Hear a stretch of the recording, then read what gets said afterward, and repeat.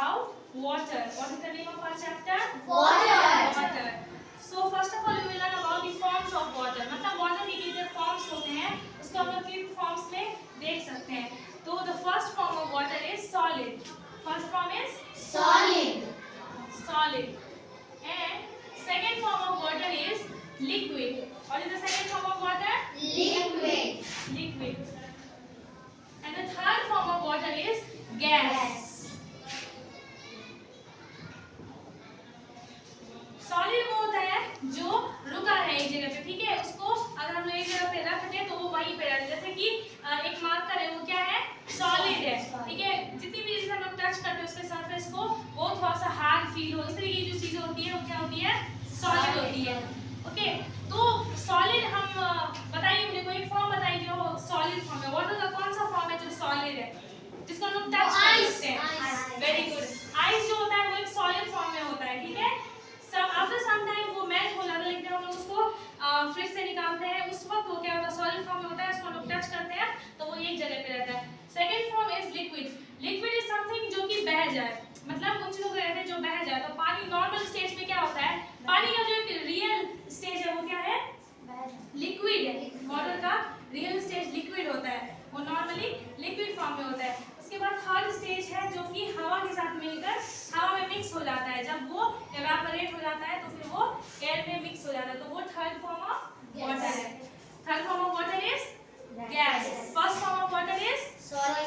Second form of water is Liquid. and the third form of water is Gas. Okay. And now we will learn why do we need water and where do we need water.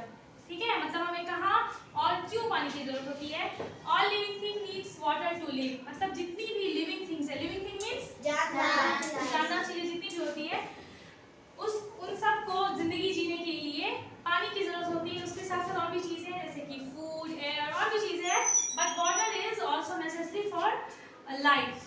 Okay, all animals drinks water. जानवर भी पानी पीते हैं क्योंकि जानवर भी क्या है? लिविंग थिंग्स है. जानवर भी तो लिविंग थिंग्स में आते हैं ना, तो उनको भी वाटर की जरूरत होती है. All plants get underground water through their roots. Plants को भी पानी की जरूरत होती है बढ़ने के लिए, ग्रो करने के लिए, अपना फूड प्रिपेयर करने के लिए. प्लांट्स को वाटर कहाँ से मिलता है? प्लांट को वाटर कहाँ से मिलता है? प्लांट अपना फूड बनाने के लिए वाटर कहाँ से एब्जॉर्ब करते हैं? रूट से. कहाँ से? रूट से. प्लांट्स की जो जड़ें होती है वो जमीन के अंदर होती है. रूट्स, जड़ों को क्या कहते हैं? रूट्स. वो जमीन के अंदर होती है और वहाँ से वो पानी एब्जॉर्ब करते हैं और फिर वो अपना फूड प्रिपेयर करते हैं. ओके, समझ में आ गया? ठीक है. तो प्लांट्स को भी, एनिमल्स को भी, ह्यूमंस को भी, जितने भी लिविंग थिंग्स है, plants are also living things. We all know plants are living things. तो जितने भी लिविंग थिंग्स हैं उनको वाटर की जरूरत होती है. अब हम लोग पढ़ेंगे sources of water. Sources of water, उससे पहले हम लोग पहले समझते हैं. आप लोग मुझे बताइए कि हम लोग अपने डेली यूज में वाटर कैसे यूज करते हैं. डेली मतलब हम लोग की जो जरूरतें होती है, जो हम लोग डेली में जो काम करते हैं उसमें हम लोग वाटर कहाँ कहाँ यूज करते हैं? Cleaning, washing, cooking, bathing. तो ज्यादातर जो चीजें हम अपने दिन में, एक दिन में हम लोग सुबह से लेकर रात तक जितनी भी चीजें करते हैं उसमें मोस्ट ऑफ द टाइम हमें क्या होता है? वाटर की जरूरत पड़ती है. ठीक है, तो अब ये वाटर जो है वो आता कहाँ से है, ये हम लोग समझेंगे कि ये वाटर जो है वो आ कहाँ से रहा है. सोर्सेज ऑफ वाटर क्या है? सोर्स मींस जरिया. सोर्स मींस क्या होता है? जरिया. तो किस जरिए से पानी हमें मिलती है उन चीजों के बारे में हम लोग पढ़ेंगे. Most of the water on earth comes from rain. सबसे मेन सोर्स ऑफ वाटर, हमारा जो अर्थ है, हमारा जो प्लैनेट है, उस पे मेन सोर्स ऑफ वाटर क्या है? रेन.